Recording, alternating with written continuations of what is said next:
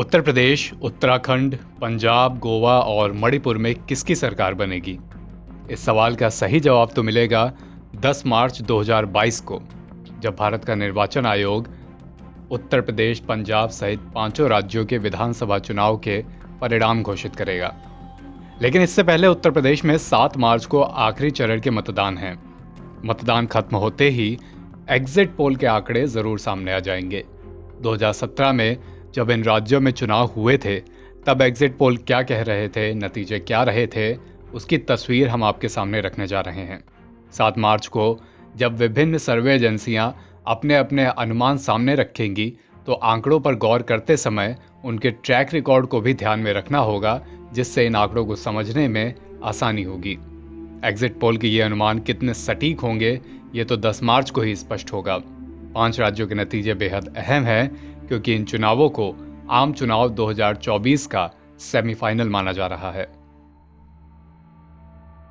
सबसे पहले जानते हैं कि एग्जिट पोल कैसे तैयार होते हैं। मतदान करके पोलिंग बूथ से निकल रहे वोटर्स से पूछकर कि उन्होंने किसको वोट दिया है, एग्जिट पोल तैयार किए जाते हैं। चूंकि वोटर से सवाल पोलिंग स्टेशन के बाहर निकलते वक्त होता है, इसलिए ऐसे सर्वे एग्जिट पोल कहलाते हैं। एग्जिट पोल से पता क्या चलता है? एग्जिट पोल के पीछे ये धारणा होती है कि फौरन वोट डालकर बाहर निकल रहे वोटर के सच बताने की संभावना ज्यादा होती है। इन सभी जवाबों को एक जगह इकट्ठा किया जाता है और इसके आधार पर चुनाव के नतीजों का एक अनुमान लगाया जाता है। एग्जिट पोल या ओपिनियन पोल कराता कौन है?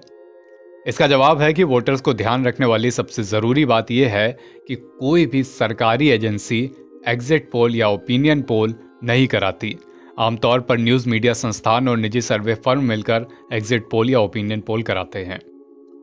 अब सवाल आता है कि क्या एग्जिट पोल के आंकड़े ही नतीजों में बदलते हैं? जवाब है बिल्कुल नहीं। एग्जिट पोल नतीजों का अनुमान मात्र होते हैं। चुनाव के नतीजे आधिकारिक रूप से भारत का निर्वाचन आयोग जारी करता है, वहीं इकलौते और अंतिम परिणाम होते हैं।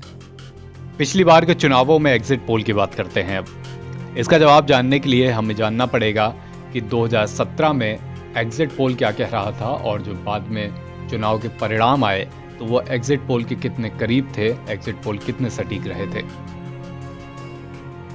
सबसे पहले बात उत्तर प्रदेश की। 2017 में सी वोटर ने बीजेपी को उत्तर प्रदेश में 161 सीट मिलने का अनुमान लगाया था।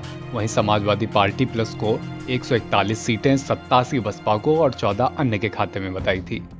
इसी तरह एबीपी न्यूज ने 164 से 176 सीटें बीजेपी को दी थी, 156 से 169 सीटें समाजवादी पार्टी को, 60 से 72 सीटें बसपा को।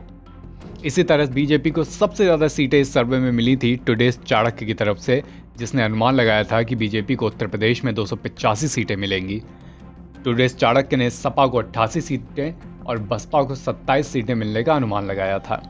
आपकी स्क्रीन पर इस वक्त एक टैली फ्लैश हो रही है, जिसमें आप ये देख सकते हैं कि 2017 में अलग अलग एग्जिट पोल में, अलग अलग एजेंसीज के एग्जिट पोल में किस पार्टी को कितनी सीटें दी गई थी।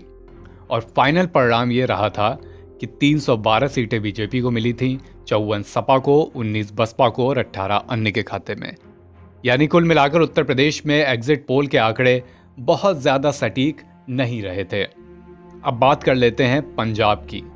पंजाब में सी वोटर ने शिरोमणि अकाली दल और गठबंधन को 9 सीटें मिलने का अनुमान लगाया था और सबसे ज्यादा सीटें बताई थी आपके खाते में 63 सीटें।